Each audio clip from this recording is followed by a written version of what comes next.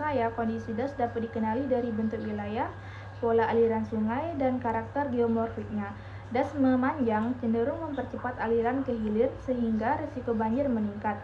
Lereng curam dan tanah yang tidak stabil memperbesar peluang longsor saat hujan deras. Karena itu, pengelolaan das harus disesuaikan dengan kerawanan wilayah. Menurut saya, das rawan banjir harus fokus pada tata air, sedangkan das rawan longsor pada penguatan lereng. Menurut saya, setiap das memiliki karakter unik yang mempengaruhi potensi bencana. Das tertentu mudah banjir karena aliran cepat terkonsentrasi, sementara das lain rawan longsor akibat tanah dan kemiringan. Das berbentuk membulat lebih stabil dibandingkan memanjang. Mitigasi harus dilakukan per zona karena tiap bagian das memiliki kerawanan berbeda.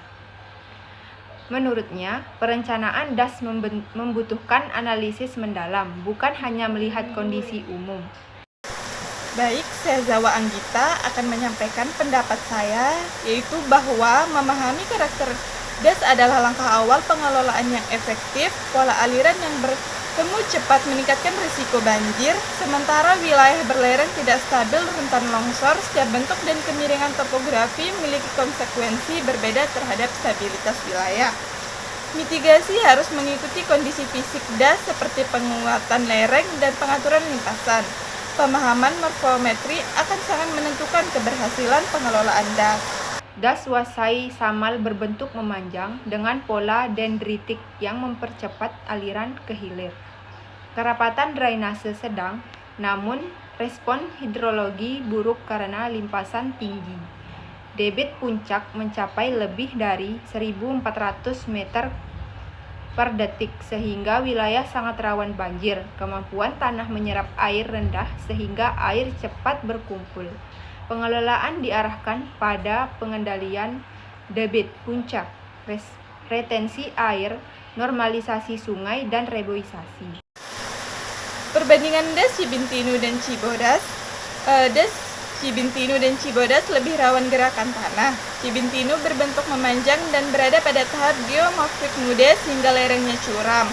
Cibodas lebih membulat dan geomorfiknya lebih tua sehingga lebih stabil namun tetap berpotensi rayapan. Kerapatan drainase keduanya tinggi menunjukkan aliran permukaan besar. Perbedaan bentuk das, litologi, dan lereng membuat keduanya memiliki tingkat bahaya berbeda. Pengelolaan fokus pada stabilisasi lereng, zonasi, drainase lereng, dan pengendalian air tanah. Ada implikasi pengelolaan das. Karakter morfometri menentukan strategi pengelolaan. Waisama difokuskan pada pengendalian banjir melalui retensi air, reboisasi, dan struktur konservasi. Debit puncak perlu dikurangi agar aliran tidak masuk ke sungai secara cepat. Cibintinu Cibodas memerlukan penguatan lereng serta pengaturan penggunaan lahan berbasis zonasi risiko. Pemantauan geoteknik dan hidrologi menjadi penting untuk mencegah longsor. Setiap das harus dikelola sesuai karakter fisiknya. Ini ada kesimpulan, setiap das memiliki karakter unik yang menentukan jenis ancaman hidrometeorologi. Das Wesamal rawan banjir akibat morfometri yang mempercepat aliran.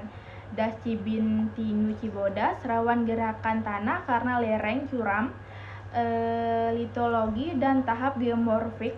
Perencanaan das harus berbasis analisis morfometri, bukan disamaratakan. Mitigasi spesifik seperti penguatan lereng atau pengendalian aliran sangat diperlukan.